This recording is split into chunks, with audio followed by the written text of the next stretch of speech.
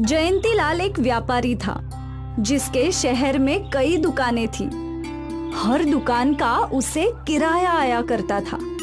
अरे भवानी, मैं सोच रहा हूँ अपनी नुक्कड़ वाली दुकान में कुछ खाने का व्यापार डालूं। वैसे सोच तो बढ़िया है। किसको ढूंढना होगा जो अच्छा नाश्ते वाला आइटम बनाता हो? मैं एक औरत को जानती हूँ, वो विधवा है, लेकिन उसके जैसी दही कचौरी कोई नहीं बना सकता। एकदम स्वादिष्ट, खाते ही ग्राहकों की भीड़ लग जाएगी। क्या वो हमारे दुकान में दही कचौरी बनाएगी? वो मेरे गांव की है, उसका एक बेटा भी है।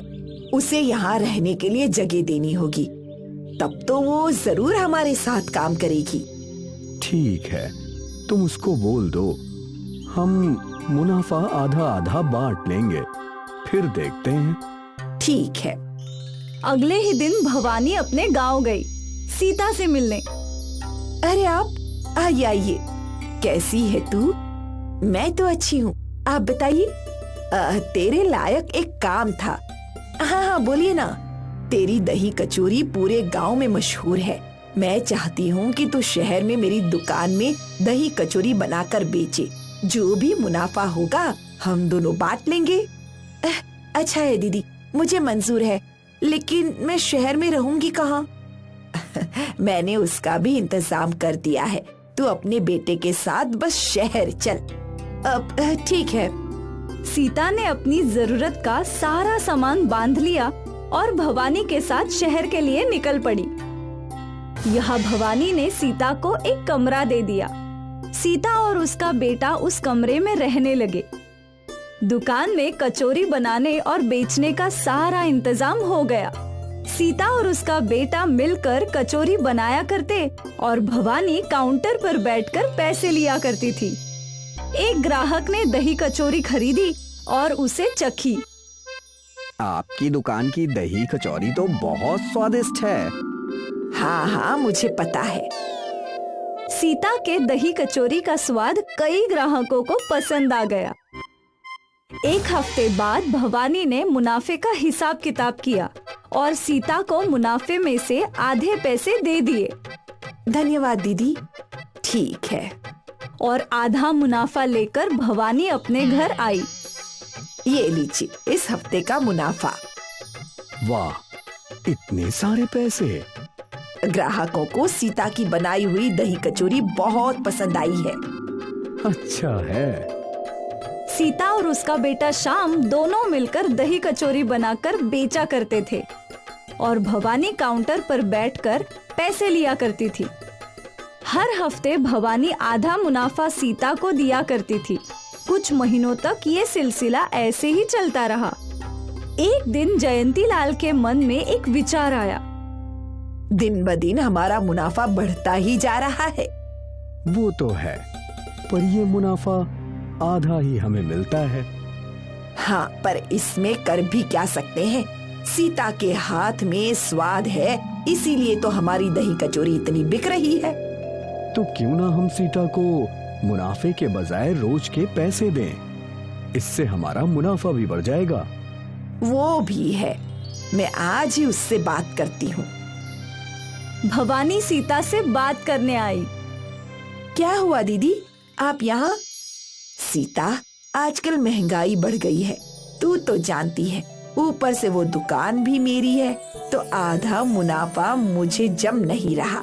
ऐसा करते हैं, मैं तुझे रोज के पैसे दे दिया करूँगी, रोज के 300 रुपए। दीदी, लेकिन हमारी बात तो आधे मुनाफे की हुई थी ना, अब आप मुकर क्यों रही हैं? लगता है तेरे मन में लालच आ गया है। लालच मुझ में नहीं, आप में आया है दीदी। अब जब आपकी दही कचौरी ज्यादा बिकने लगी है, तो ज्यादा पैसों की लालच में आप मुझे कम पैसे देने के बारे में सोचती हैं। अब तो मुझे उल्टा जवाब देगी। मेरी ही गलती थी जो मैं तुझे गरीब समझकर यहाँ ले आई, रहने को घर दिया, काम दिया। अब इसमें गलत क्या है दीदी? मैं तो बस अपना हक मांग रही हूँ। दिन भर मैं और मेरा बेटा दुकान में काम करते हैं, आधा मुनाफा तो हमारा हक बनता है ना। अभी क्या अभी निकल यहाँ से, मैं किसी और को काम पर रख लूंगी। सीता और श्याम उसी वक्त वहाँ से चले गए। चलते चलते वो दोनों एक पार्क में पहुँचे। सीता पार्क के बेंच पर बैठ गई। अब हम दोनों को गांव लौटना होगा। माँ, क्यों ना हम अपना दही कचौरी का ठेला लगा दे? थोड़े पैसे तो हमारे पास है ही। वो तो है, लेकिन हम रहने का इंतजाम कैसे करेंगे? देखते हैं माँ। सीता और शाम को एक झोंपड़ी किराए पर मिल गई और फिर बचे हुए पैसों से उन लोगों ने एक हाथ गाड़ी खरीदी और इस हाथ गाड़ी पर दही कचौरी बनाकर बेचना शुरू किया। एक दही कचौरी देना बहन। अभी देती हूँ। सीता के ठेले पर ग्राहक आने लगे और उसके दही कचौरी के स्वाद की तारीफ भी करने लगे। दीदी, आपकी दही कचौरी बहुत स्वादिष्ट है। धन्यवाद। मैं तो रोज आऊंगी खाने। जी बिल्कुल, आइए। पहले ही दिन उनकी अच्छी कमाई हुई थी। ये पैसे तो भवानी दीदी के आधे मुनाफे से भी ज्यादा हैं। और ये पूरा हमारा है माँ। हाँ, ऐसे ही चलता रहा तो हमारी सारी परेशानियाँ दूर हो जाएंगी। सीता और शाम रोज अपनी हाथ गाड़ी पर दही कचौरी बेचते रहे। दिन ब दिन उनके ग्राहक बढ़ते ही जा रहे थे। सीता और शाम जी जान से मेहनत कर रहे थे और इसी कारण उनका मुनाफा भी बढ़ता चला जा रहा था। यहाँ भवानी ने अपनी दुकान में एक दूसरी औरत को काम पर रख लिया था। अरे दीदी, बुरा मत मानना, ये स्वाद पहले की तरह अच्छा नहीं है। खाना है तो खाओ, वरना चलते बनो। एक तो भवानी की कचौरियों का स्वाद अच्छा नहीं था, ऊपर से वो लोगों से ढंग से बात तक नहीं करती थी और इसी वजह से उनका व्यापार डूबने लगा था। एक ही महीने में ग्राहक घट गए। अब भवानी का मुनाफा तो छोड़ो, जो लागत थी वही नहीं निकल रही थी। इस हफ्ते भी कोई मुनाफा नहीं हुआ। मुझे लगता है तुम्हें कचौरी का व्यापार बंद कर देना चाहिए। मैं उस दुकान को किराए पर चलाकर कुछ तो मुनाफा कमा लूंगा। शायद यही सही रहेगा। भवानी ने दही कचौरी की दुकान बंद कर दी और यहाँ सीता और शाम ने इतनी तरक्की कर ली कि उन्होंने एक दुकान किराए पे ले ली। सीता और शाम की मेहनत रंग ला रही थी और वही लालची जयंती लाल और भवानी का लालच उन पर ही भारी पड़ा।